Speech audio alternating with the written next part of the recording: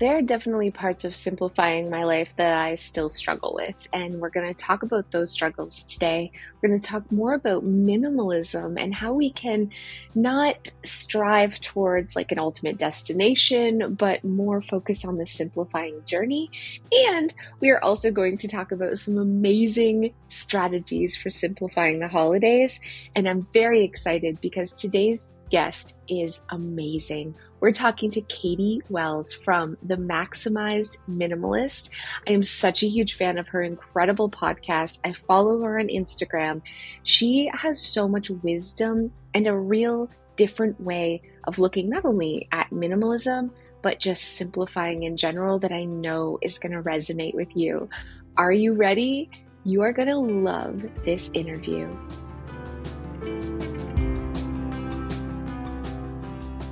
So welcome, Katy, to the Clutterbug podcast. I'm so excited to have you here.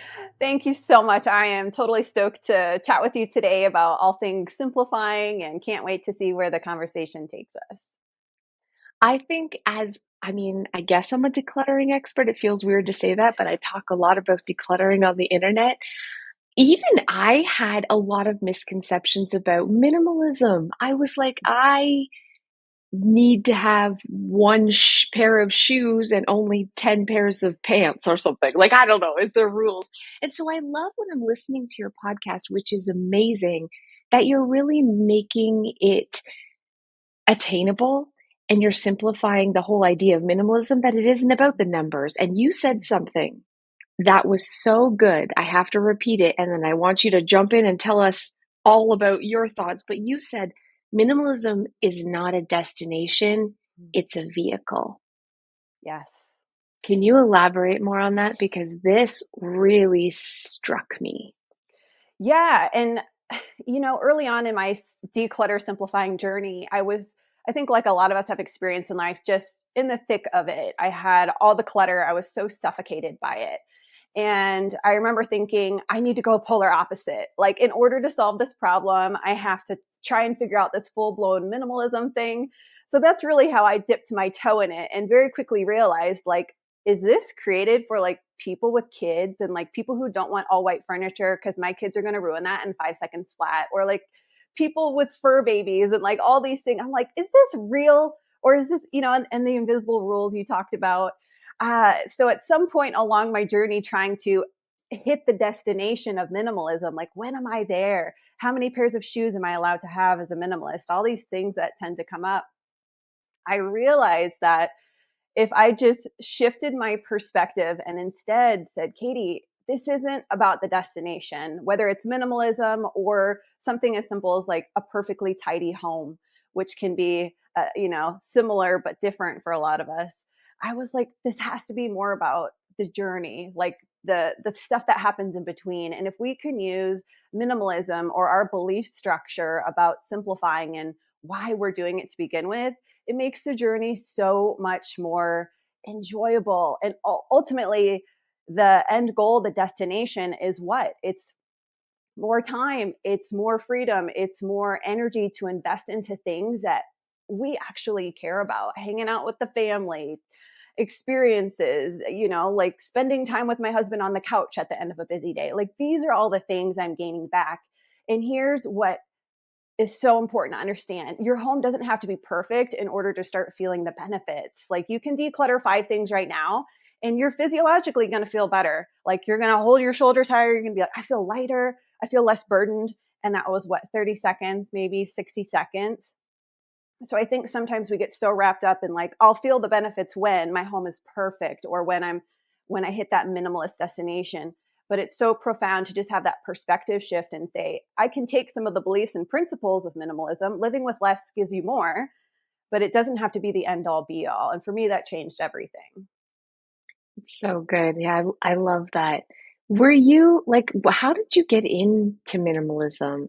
Were you always somebody who was like kind of leaning that way of having less, or was there something that was the catalyst? Like, I I need this because. I am a bit of a recovering perfectionist. So when my kids were 2 and 1, we had a life-changing moment where we got into a really bad car accident. and I almost lost my husband. And this isn't a time in life, again, it's a season of life, absolutely played into it, but my clutter was so overwhelming.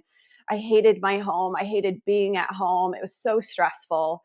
And I'll never forget, after being in the hospital all day, and Cass, I waited for 6 hours to hear something from the doctor because they couldn't tell me anything. And I thought, did I lose my husband?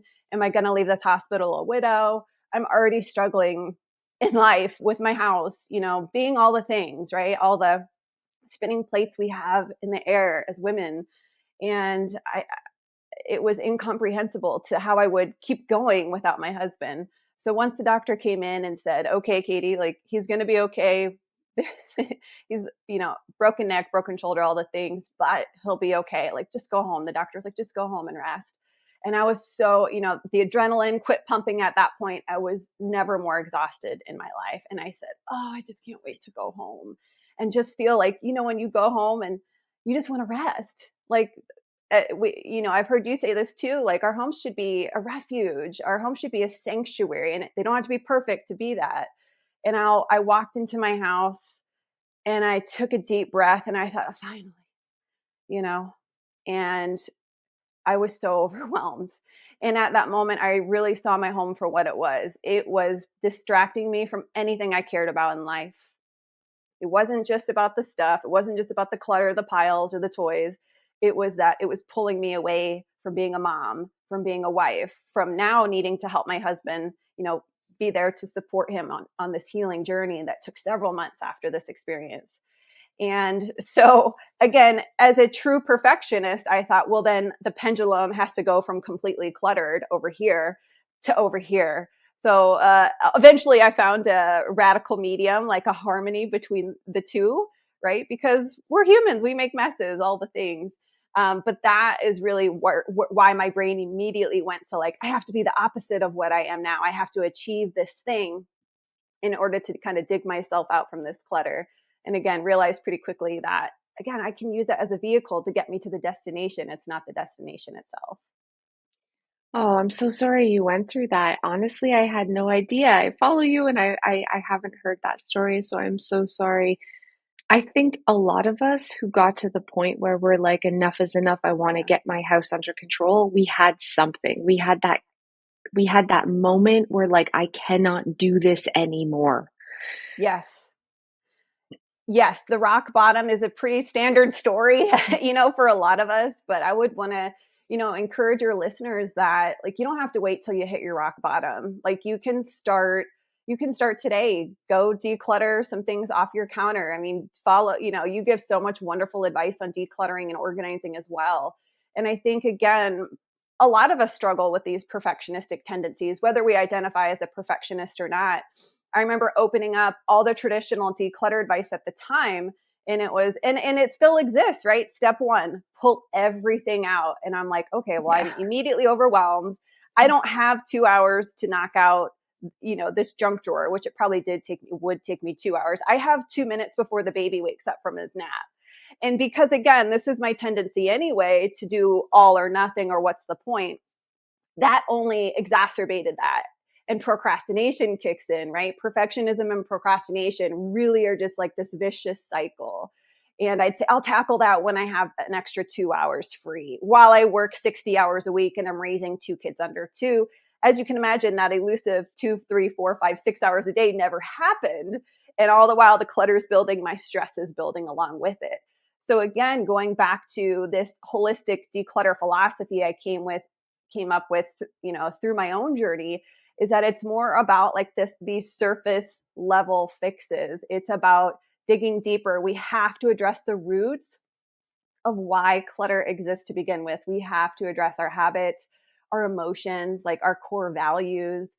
And if we want lasting change, it doesn't have to be like this big exhaustive journey, but those little pivot points, the little 1% here, 1% here, bringing in more curiosity and awareness about our consumption habits, why we're clinging or struggling with certain clutters. Like, these are really valuable things that if we just take a few seconds to take a little reflection on, we can learn so much about ourselves and ultimately make more progress in the simplifying journey. And along the way have more happiness, have more time, freedom, energy, all these things to do what we want to do. I love that you talked about the consumption aspect because for me, this is the part of the idea of minimalism that I'm really drawn to. I got decluttering down. It took a Yeah. while, but I've built my muscles. I'm like, yes. But I'm really struggling with the self-control that comes with not giving in at the store. I'm watching Mm-hmm. TikToks right now and everyone's decorating their home for Christmas and they have giant nutcrackers at the front door and their house looks like a magazine. And I feel like I want that too.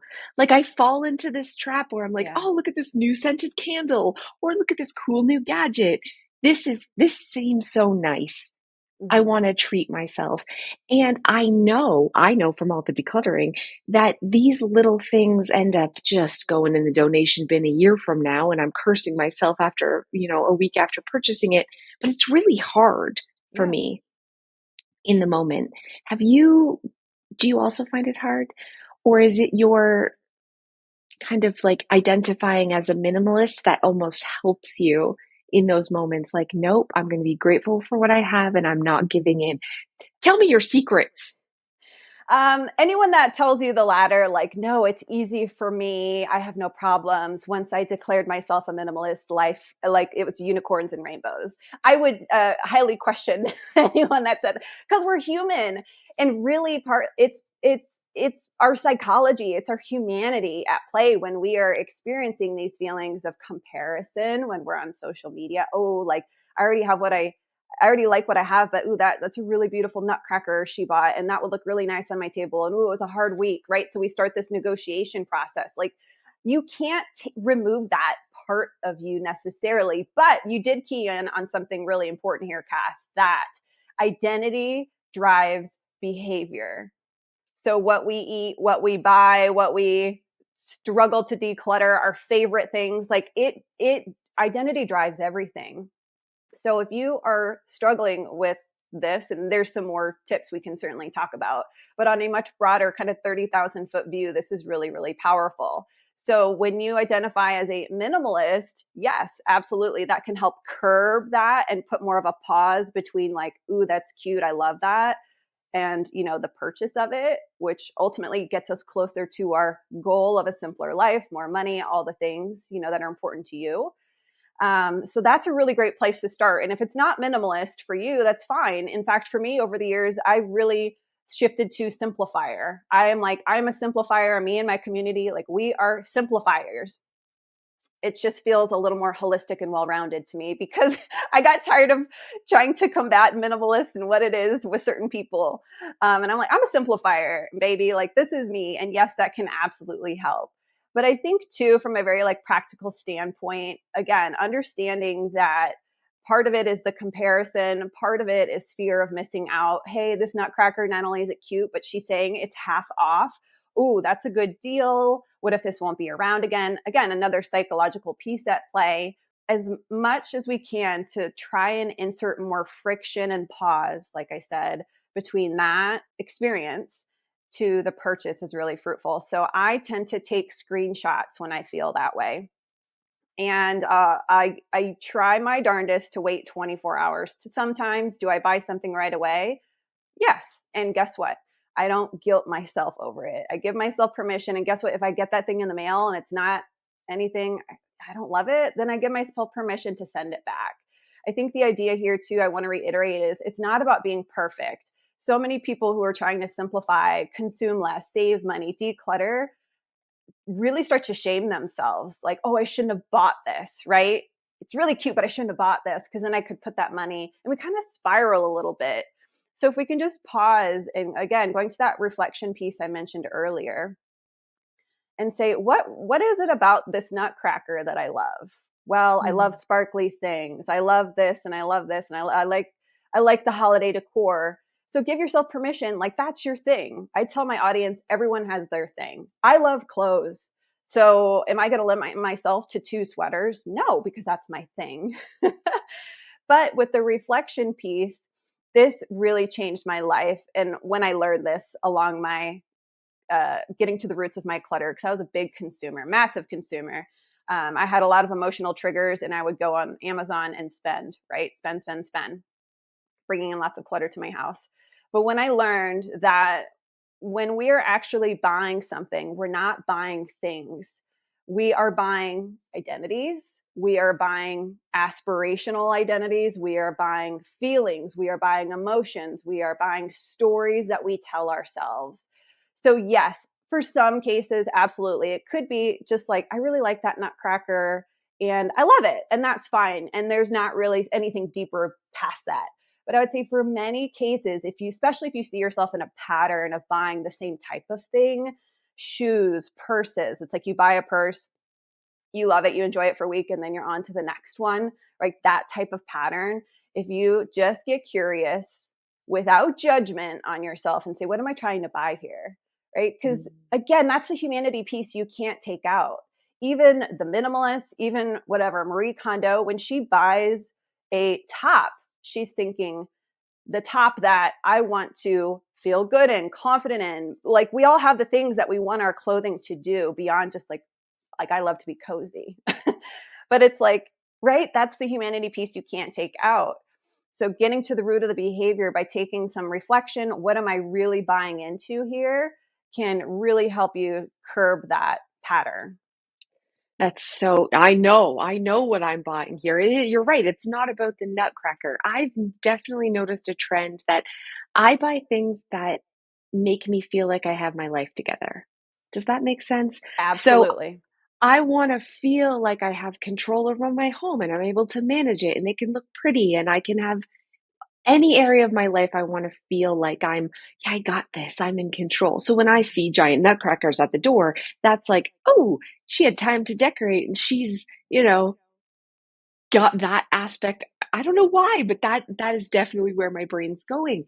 So whatever, you're right, whatever the underlying feeling or the underlying desire that you're trying to fulfill with these buying, something that I found helpful, and you talk a lot about this as well, is focusing on the gratitude Yes. or focusing on kind of reinforcing that thing with what you already have. So anytime I'm feeling like I want to buy something so that I feel like my life is in control, if I grab a piece of paper and I write down ways that I am in control and that my life is in control, those desires to prove it to myself kind of melt away Yes. because I've Yes. proven it on paper. I agree. I used to keep like a wish list, similar to what I talked about with the screenshots in my phone. Like, oh, I see something, I like it, I'll put it on my little notes tab. And then when I started doing after, using that to again create more pause and bring in my prefrontal cortex, which kinds of shuts down. Sometimes it gets overridden by like, I need this, I deserve it, right? But I also started going, this cute puffer coat I saw on Instagram's adorable, and then I'd put that on the gratitude list. And then I would say, what is one thing I have? A coat. Usually it's something pretty aligned with this item that I already love. Or just, it could be completely unrelated. What am I grateful for today? And I would put that side by side next to the item. And it does something psychologically to me and to my students who do this, because it's not only like, hey, I'm putting this here, I'll come back to it later. If I want it, I'll get it, blah, blah, blah, blah. It's taking it one step further. And for me, it gave me just a profound grounding experience. And it was just plain as day. It's like, yes, that coat is cute. And also helped me realize, like, I don't need to buy all the cute things. There will always be someone who's got better clothes, cuter nutcrackers at her front door, who appears to have her life together. And it's just this never ending game that I don't want to play anymore. And so for me, it gave me that permission to go, hey, I can love that coat. It looks great on her and I appreciate it from a distance, but I don't need it in my life because it's not getting me closer to what I truly, truly want. And so to be able to, again, put friction between the action of consuming and bringing it in, knowing, again, you shared that too, that guilt that comes up when it ends up in the donation bin next holiday season because you don't care for it anymore because there's another new nutcracker that has different sparkles on it, Hmm. like that is powerful stuff. And again, we can stop and pull the weed out by its root versus just chopping it off at ground level. We all know how the story is going to end. We're going to get, lasting results. Hmm. And definitely for me, the decluttering has helped give me pause at the store or before I purchase something online because it hurts so bad. I didn't even realize how much I was buying. It's like death by a thousand cuts. A little here, Yes. $20 here. I'm going to the dollar store again. I have a dollar store problem. I'm much better. And then through my decluttering, through like actually being intentional. So today I'm going to spend 20 minutes and I'm going to just find things to leave my house. Ouch, it hurt. And I saw things and I had to let go of things.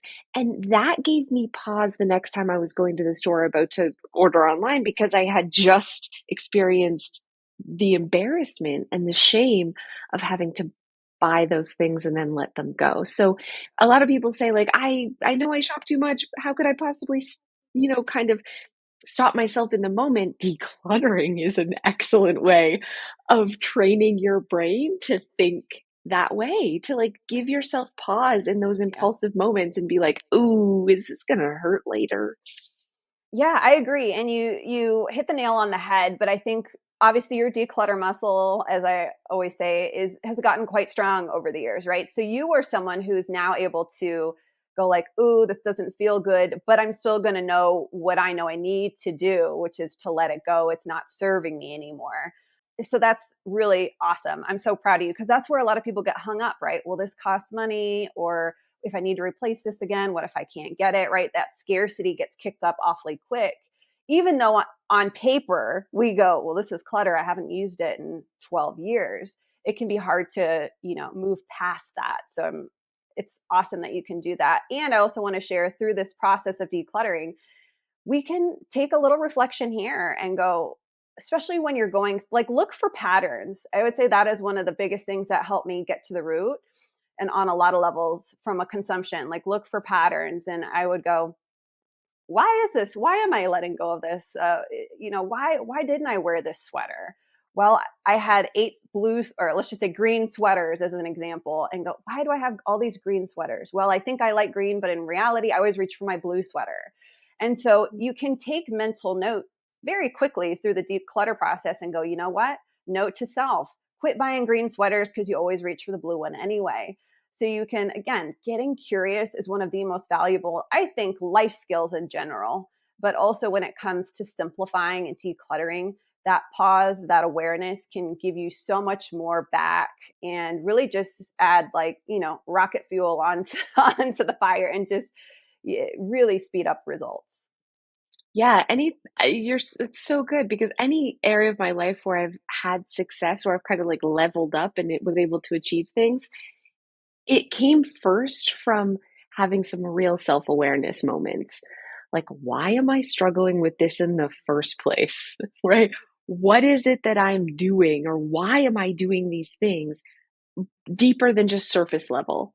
That's when I started having real change, when I started noticing, like, why am I always shoving things in a drawer? Why am I not putting the bills that I've paid in this filing cabinet? Why am I shoving them in a drawer? I had to really ask myself, and it's not just you're lazy, Cass, and you're not taking a second to walk over there. There's more to it than that. And when I dug deep, I was like, oh, I think I need a new system. My brain doesn't really work like this. I need to like kind of adapt. And that's kind of a metaphor for every area of my life that I noticed was Yes. circling the drain, and I was able to kind of pull it out and change it. It's that self-reflection, that self-awareness, that pause and stopping and like, why am I really doing this? Yeah. What's underneath this surface This here? reminds me, if I can share one of my student stories, I had a student, Liz, and when she came to me, she's like, Katie, I've got a problem. So that's always fun to start. And I said, okay, like what's happening? She goes, I'm really good at decluttering. I'm really great at organizing, but my thing is makeup. She goes, I love high end, expensive makeup. And I'm spending thousands of dollars a month on makeup. I can't seem to stop. And I already have too much. My makeup vanity is overflowing. I have hundreds of lipsticks, all the things. And she got, so, we started, obviously we had to focus on the leak, in the canoe. And I said, okay. So we had through a lot of, one-on-one discussion and reflection and awareness on her end, she realized, because she always gave herself permission. Like, how I said earlier, if that's your thing, let it be your thing. Well, she took that to the next level, right? Yeah. And she knew too, that it was taking her further away from her goals of living simply and saving money. And that's the thing. And I think, again, finding harmony between, like, if makeup's your thing, let it be your thing. But if you know, like, when you buy a lipstick or buy another blush and you feel really bad after, you're like, oh, I shouldn't have done that. Oh, that was like, it's too much, right? Key into those, because like your intuition and your body knows. But through our conversation, she realized for the first time that she kept buying makeup, not because she loved it, because she was trying to fulfill some insecurities she had about her looks and about her lack of confidence and lack of self-worth. And if you think about how marketing works, that is what they are selling us. They're creating these problems for us, especially as women. Like, I'm realizing I'm 36. I'm like, oh, I guess I'm not allowed to age, because all of the ads, once I turned like 35 in my Instagram and Facebook feeds, all of a sudden became about anti-aging. And so we pick up these messages, which can be very acute and like clear, but also we turn these into subconscious beliefs. Well, if I want to be valued as a woman as I get older, and I want to feel confident and sexy and beautiful and all these things, and this makeup line or this blush or this mascara is going to get me there, I'm going to keep buying these things. But we all know what happens. We buy the mascara, maybe we use it, maybe we don't, and then the insecurity is still there, right? We're trying to like fill a void with all these items that become clutter. And so what's interesting is, on the back side of things, we recognize it's clutter. I don't need 200 shades of lipstick in my makeup vanity. But if we follow a traditional checklist, step 1, pull all your lipstick out. Step 2, get rid of anything you haven't used in 6 months. When we get stuck in this situation, it's because of the meaning we've assigned to it. And it's subconscious, right? We're not always aware. And so when we can declutter the belief about the stuff, right? I don't need another lipstick. It's not going to solve this insecurity. I need to tackle this from another area. And when we can declutter that belief, then it's like a light turning on in a dark room for people. Then they're like, okay, all right, I can get rid of these 80 other lipsticks I don't no longer need anymore. And it's just, again, skyrockets progress. And so if you were struggling with certain categories of thing, like Liz was, whatever it is, clothes, purses, things like that, to be able to declutter that belief is so liberating on a mental level, because you're no longer attached to this belief like my self-worth comes from my luxury car or my bigger home or my nutcrackers on my front stoop. That is more, I think, liberating to me than like decluttering the thing, because it changes everything. It changes how you view yourself. It changes how you talk to yourself, that internal dialogue we all have. It changes how you talk to yourself when you see those nutcracker ads on Instagram, everything. And all of a sudden, decluttering becomes so much easier and fruitful and like fun, right? It doesn't have to feel like drudgery work. Yes, decluttering the belief. And I like this so much because a lot of the clients that I've worked with in the past, why decluttering is hard is because they have this fundamental belief in them that they're a resourceful person. They're not wasteful. They were raised with pride in their parents, like their moms washed out their Ziploc bags and dried them. So they have this fundamental belief that they are a resourceful person. They don't waste. They don't contribute to landfills. They reuse things. And there's a sense of pride there. But it gets muddied because now they can't really walk in their home. So decluttering the belief that you have to keep everything and can never let go of anything in order to be a person who's not wasteful or who is resourceful is so important. And I had a client who said to me, like, I don't want to contribute to a landfill. And I don't want to be that person like other people who are just throwing things out. And I said to her, is your home then the alternative to a landfill? Yeah. Right?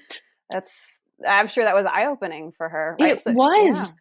Because at this point, she knew that these things she did not want in her house and were trash, but her belief was letting them go that made her a bad person. And when she Yes. could step back and really evaluate and really take a look at this belief and realize, well, that's crazy pants, it was so much easier for her to say, it still feels wrong, but it's now, I'm capable. It's doable Yes. because I see that my house is not an alternative to a landfill and that I'm holding on so tight to this belief that I'm not really living the life that I want.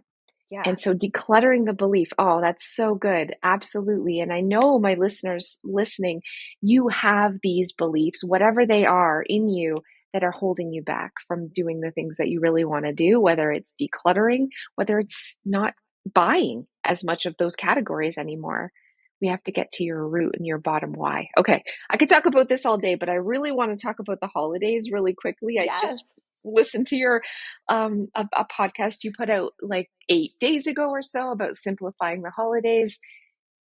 Let's talk about this because this is the most stressful time of year and we're accumulating. Not only are we buying things, we're buying prepare things to bake cookies and to prepare meals, and we're buying gifts Yeah. for other people. We're buying gift wrap, but then we receive a bunch of stuff from other people. And also, we have parties on top of that, and we're worried about traditions and making it magical for our family. And holy crap, I'm already stressed out just thinking about it. I'm so stressed out, man. How can we simplify the Mhm. holidays? Like, what are concrete things that we can actually do to just make life easier this time of year? Because Yeah. this is the most stressful time of year. More people have depression than any other time of year. People have mental breakdowns during this time of year. And it's because of all the pressure and all the Yeah. expectations and all the stuff that's weighing us down. I think one great question to ask, or something to bear repeating in our minds as a friendly reminder, is that we don't need, just like we don't need to keep something in our lives forever just because it served you 6 months ago and it's not serving you now. It's clutter, right? It's clutter. And so the same thing goes with some of these traditions I think a lot of us have this time of year. And one question you could ask yourself is this actually serving me and my family, this tradition or this experience or this expectation? And start having those, whether it's an inner dialogue or with your partner, with your family. I think that can really bring up a lot for people. Like you said, the pressure is so much. And sometimes we feel like we're failing our kids or our family if we don't want to do a tradition anymore that we feel like is too stressful and it's too much of a burden versus, and there's not much return on it for us or for maybe other people in our family. But you'd be surprised when, I've talked to my family in the past, like, what if we did, instead of buying gifts for every single person in our family, what if we just did, like, everyone picked one person and then we simplified it and then we're not spending as much money. And I was like, things like that can feel really uncomfortable for people, but you'd be surprised how many of your other family members are also thinking the same thing, but like don't want to say anything. And anytime I've had a student or myself experience this, it's always like, oh, thank goodness you said that because I've been thinking this for years. And so just start the conversation now, and if it's not for this year, maybe it's for an upcoming birthday. Maybe you want to shift how you do birthdays, right? And the onslaught of gifts tends to overwhelm you or your kids or your space. Start having these conversations now with your family if they're part of the problem and solution, and you'd be surprised where it takes you. Also, from a tradition perspective, I have come to realize like we all have different seasons in life, with our kids' ages and work schedules and all these different things. So if you're heading into the holiday season and you typically bake and make like gingerbread houses from scratch, and you're like, oh, I got to get the dough, I got to get the ingredients, it's going to take me 8 hours, I got to do all these things, I got to travel with it. Maybe you just buy a pre-made kit and like be done with it. Give yourself Yeah. permission to not have it look the same because you're still extracting a very similar experience through it all. Like the outcome is like a pretty gingerbread house and like the experience of putting it together, but you've simplified it in a way that feels more aligned and less stressful. And so these little tweaks we can make to our existing traditions, we don't need to declutter them altogether. But I think, again, it's the curiosity piece. Like, what last year, what every holiday season stresses me out the most? And go, Mhm. well, okay, let's think outside the box. How can we shift that?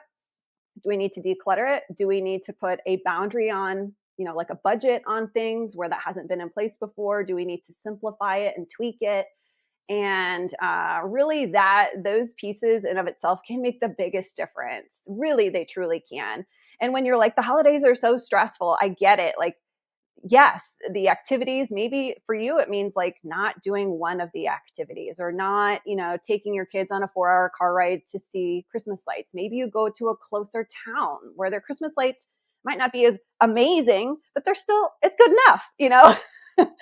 Yeah. um, that like things like that can be really fruitful. Yeah, I did the exact thing that you said last year. So every year I bake Christmas cookies from scratch, and it's a whole thing, and there's flour everywhere, and then we're using the cookie cutters, and then we're baking them, and then we decorate them. This is like a half a day thing. And I used to love it, and my kids look forward to it every year.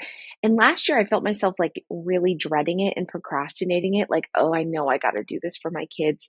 I was at the store and I saw these sugar cookies already cooked, and I just bought a bunch of them, brought them back, and we decorated pre-made cookies.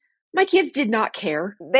They, They were having a great, it's the decorating they like. They like putting the yes, icing and the sprinkles on it. They didn't care about the baking part, but right. it was the baking part that was this big time consuming, big Yes. mess having to clean up. It was like a whole thing. My goodness, was this eye-opening for me, because we have the exact same tradition of decorating cookies, but I took out the work aspect and the Yes. hard aspect for me. And maybe this year, if I feel like I can, I'll bake from scratch, right? Mhm. But when I don't, I can still keep up the tradition and just take a little shortcut. This is so true. And I think too, like, again, like the purpose of a tradition is for, to have more of that love. It's the experience, it's the connection. Again, it's like the byproduct of the tradition that we love. And for your kids, you're like, oh, it's actually not all of it. It's just the fun part.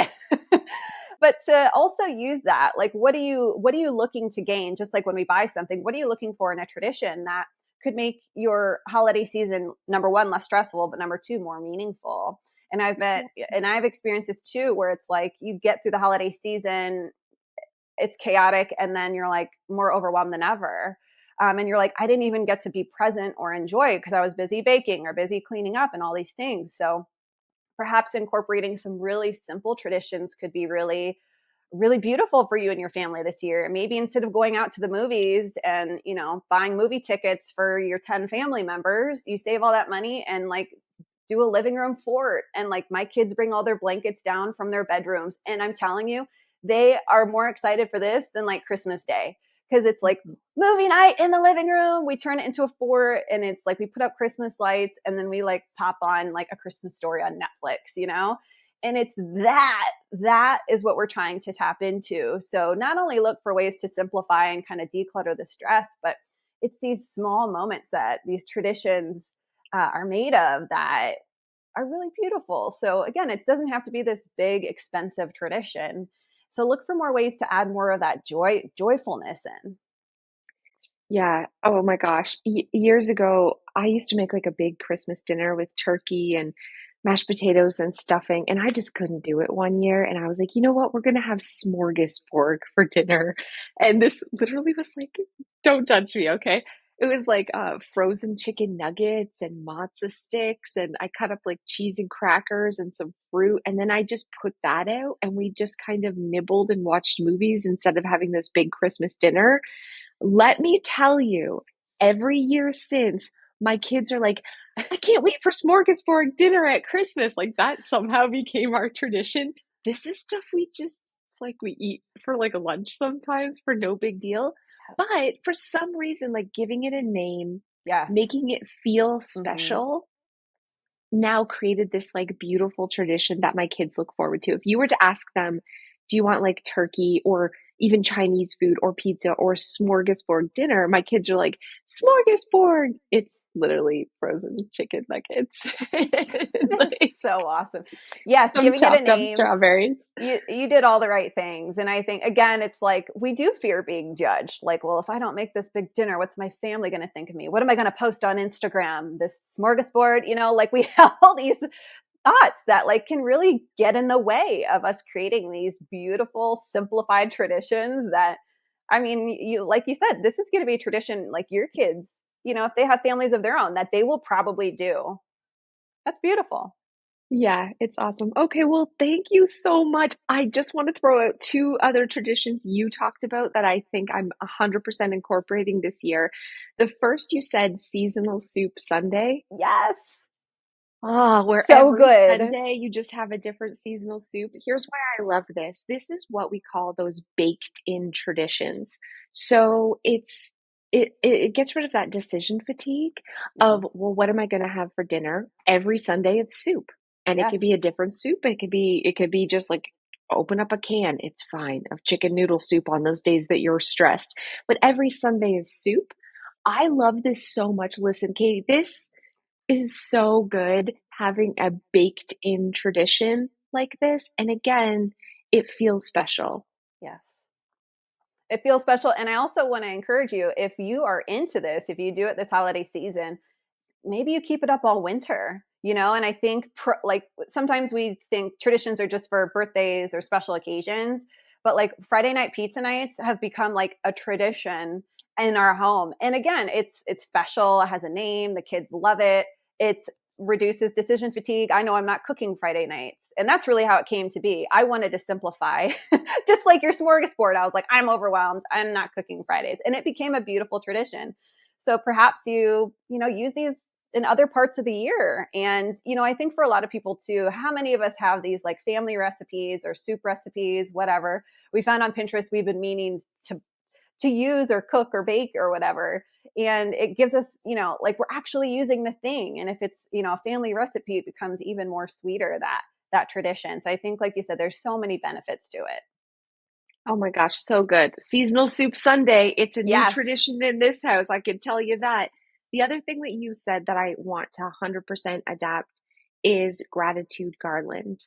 So we Mhm. have garland in our dining room, and you said, at dinner time, people just write down on a piece of paper, or you do that chain, that garland chain of something you're really grateful for, and continually add it to the garland. And at the end, you have all these beautiful little messages of joy and gratitude from your family. And I thought that was so beautiful. I immediately started like looking for cue cards that I could cut up that I could put upstairs in a jar in our dining room. So after dinner, we can all write just something we're grateful for and add it to the garland. So beautiful. What a free, easy tradition that people can start incorporating that I can see again my kids could pass this down to their children. and Mhm. and so thank you for that. That was an amazing tradition that you mentioned that I'm like, yep, adding that one to the list because it's easy and it's like it's not this big stressful thing. It's easy, it's fun, and I think it tees us up and puts us in the right mindset for the holiday season, right? Because it's easy to focus on all the things we don't have, all the things we want, all the things sitting on our wish list. So I've seen again a big change in my heart and my kids' hearts heading into the holiday season by this one simple thing. And usually at night we, before bedtime, it's what are we grateful for? But to write it down and for it to turn into like holiday decor, a little chain link garland, I consider that holiday decor. You can do holiday colors, and to see it and for it to be really tangible and for us to read them all together as a additional experience to actually crafting it has become so heartwarming. And it's just like the ooey gooey feelings that traditions give us. This has definitely been one of the most profound. So I'm glad that resonated. A tradition that I started years ago that it's a core in our family now that I definitely recommend is we would gather like a couple of weeks before Christmas. My kids would pick out one or two toys to share, to gift to someone. We would be dropping them off at Goodwill, but listen, we made it out to be a thing that it's like Christmas is coming and there's lots of boys and girls that don't have a lot. What can you give to another little boy or girl? And we went to the dollar store and I got these like Santa sacks, and my kids would like run around and fill the Santa sack with their old toys. So it was started out as I just wanted to declutter because I knew we were having new toys from grandparents and aunts and uncles coming in. But it became so much more than that, where my kids were like excited to give to other people. So they would fill these Santa sacks and then we would drop the Santa sacks off, to the thrift store. But in their mind, they're giving to other little boys and girls. And they still do that to this day. I have an 18-year-old and a 16-year-old and a 12-year-old. And I'll be like, okay, it's your gifting bag. Time to like fill your Santa sack. And they'll go through and they'll be like, oh, this shirt doesn't, I don't love it, but it's so nice. Someone will love this. And they'll donate like, a Lululemon thing or something that they're just not using, but they're like, this is so good. Someone else will love this. And Aw. it really turned decluttering into Mhm. gifting, which Yes. I think helped shift my kids' mindset about letting go.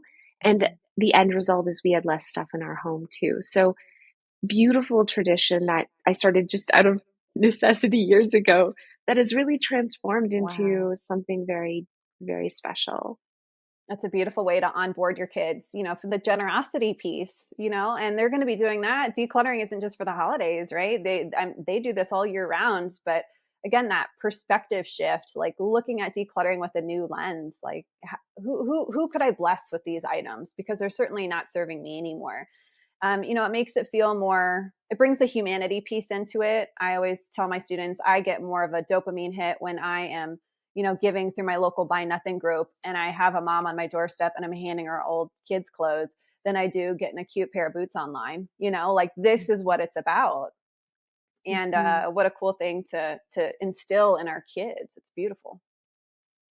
Well, thank you so much. I'm so excited to introduce your new traditions, and I'm going to put a link to that podcast down below because it was just filled with so much wisdom about simplifying for the holidays. And I'm going to put a link to your website and everything else. But let my listeners know how they can learn from you more, find out, and follow you and become part of your amazing community. Oh, you're too sweet. Well, come hang out on the show. I publish episodes every Wednesday. It's called the Maximized Minimalist. And my social media platform of choice is Instagram. So I like hanging out on there. If you're on Instagram, follow me, or you can check out my website, katyjoywells.com. Thank you so much. And thank you, everyone listening. I hope you're feeling inspired to let go, but also really look inwards at yourself to your why, to that deeper meaning of why am I struggling to let go, but also why am I bringing stuff in? And is there a certain category that's fulfilling a certain need that I have? Really good message today. Thank you for listening, everyone. And thank you for joining us, Katy. We'll see you guys next time.